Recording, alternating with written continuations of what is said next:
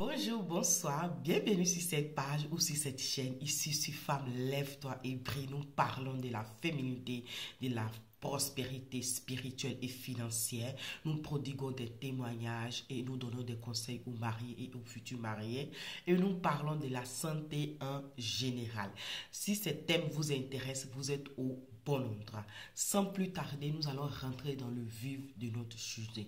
Aujourd'hui, notre sujet sera que voilà, c'est juste pour vous donner des points de réflexion, disons comme ça, vu que nous sommes à la fin d'année, parce que notre prochaine vidéo, ça sera déjà dans la nouvelle année, par la grâce de Dieu. Voilà, parce que la vidéo hebdomadaire, c'est chaque vendredi. Aujourd'hui, nous sommes vendredi 27, donc ce qui veut dire vendredi prochain, nous serons déjà dans la nouvelle année.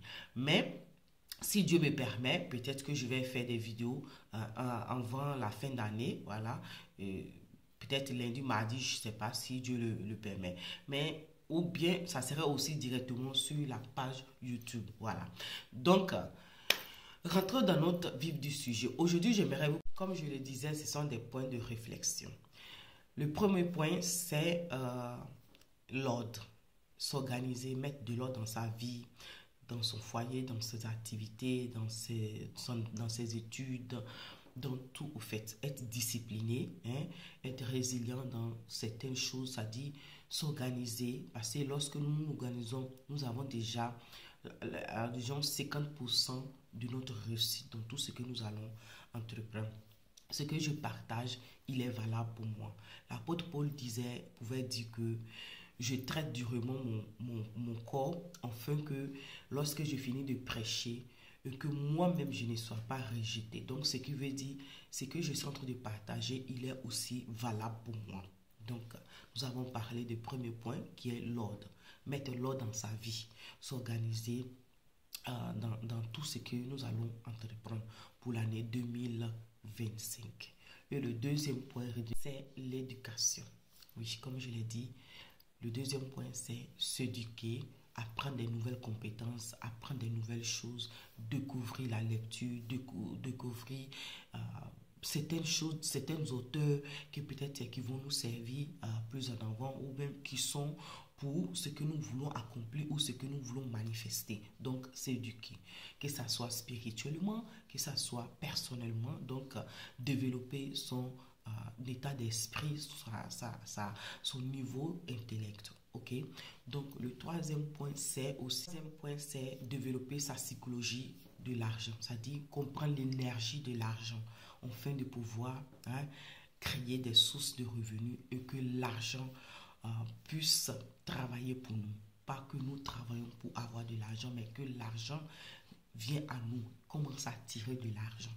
Et il est important de développer, oui, cette psychologie de l'argent et bannir tout raisonnement au niveau de l'argent. Parce que l'argent, lorsque tu l'aimes, elle aussi elle t'aime. Donc, essayez de comprendre l'énergie de l'argent et développer sa psychologie d'argent. Ok? Donc, c'était ces trois points.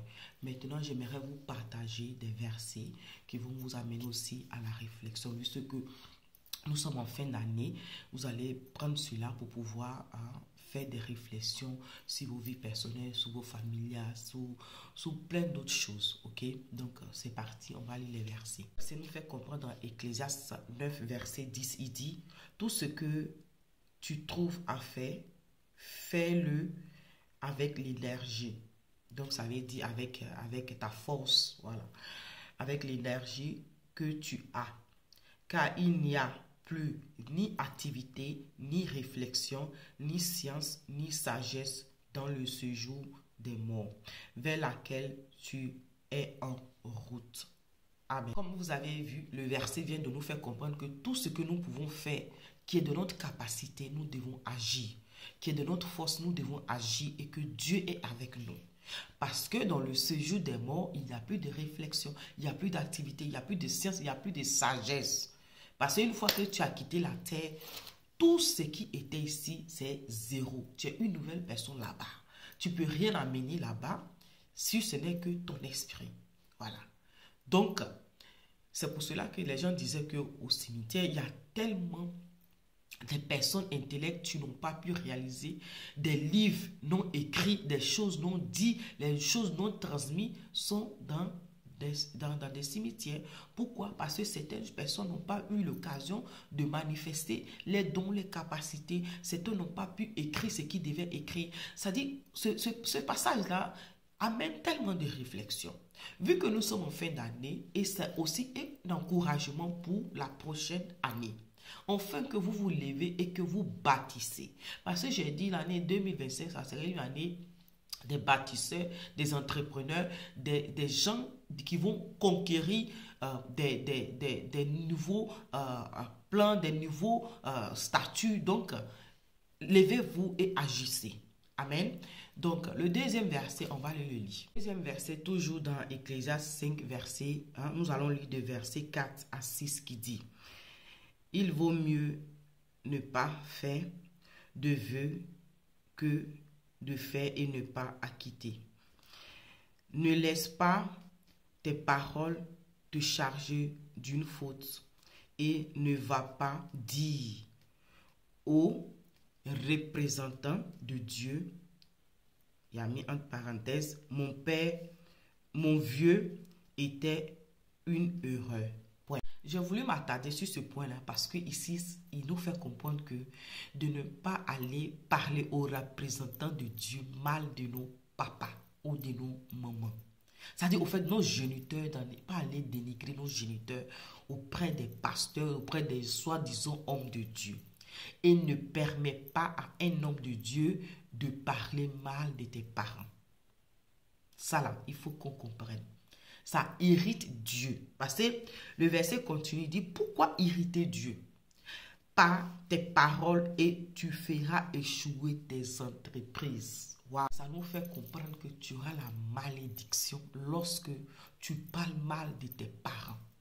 Dieu n'aime pas ça. Et d'ailleurs, dans les 10 commandements, honore ton père et ta mère et tu auras la bénédiction. C'est ainsi que tu reçuras. Dieu sait pourquoi il a mis cela. Je vais vous donner juste une image d'Abraham. Abraham, on dit Abraham, son papa était sorcier. Mais lorsque Dieu a appelé Abraham de sortir de sa patrie, Abraham a pris son papa, il est parti avec son papa. Jusqu'à ce que son papa est décédé, là maintenant Abraham a pris soin de son papa. Et j'aimerais que cela là, les Africains comprennent ceci. Il est très important pour réussir là, les parents. Parce que Dieu les a choisis pour t'emmener sur cette terre. Ils sont pauvres, ils n'ont pas réussi, ils ne t'ont pas donné une avenue que toi, tu as voulu. Mais tu as tes deux pieds, tu as tes deux bras, tu as la force, tu as l'énergie, tu as le souffle de vie. Tu peux changer le cours de ta destinée. Amen. Continuons la lecture. Verset 6. C'est pourquoi là où il y a abondance de rêves et de multiplication des paroles légères, crains plutôt Dieu. Amen. Cette dernière partie avec mes propres mots. C'est pourquoi là où un homme parle beaucoup ou une personne parle beaucoup, n'empêche pas des fausses paroles ou de se tromper ou dire des choses qui vont le condamner ou la condamner. Donc, ce que veut dire, lorsque vous parlez beaucoup, là, vous ne manquerez pas de péché. Et cela, le proverbe le dit. Nous allons le lire. Proverbe 10, verset 19, il nous fait comprendre. Il dit, celui qui parle beaucoup ne manque pas de péché. Mais celui qui retient ses lèvres est un homme prudent. Voilà. C'est ce que ça te dit. Donc, je te demande la prudence sur ta vie, sur ta famille. Et il faut revoir ces 3 points. L'ordre, l'éducation et la psychologie de l'argent. Et aussi tout ce que ta main trouve à faire, fais-le parce que Dieu est avec toi. Développe certaines idées, certaines choses dans ta vie.